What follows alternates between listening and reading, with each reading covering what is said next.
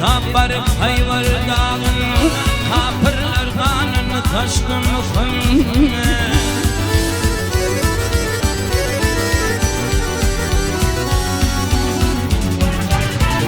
Medine'de kem şehrine cepa çekip zini açtım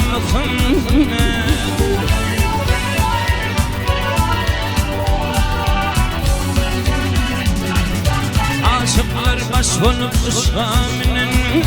Turana'lar düşüp dağlar yanana Yanana, yanana, yanana Ey beraber gelip yeri inine Girip girip benim arşım vardım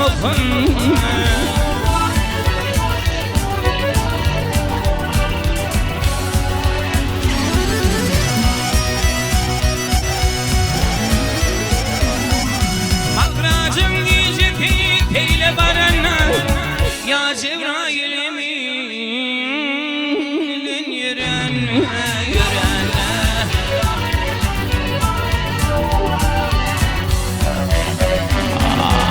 Behiş kapıtına gelip durunna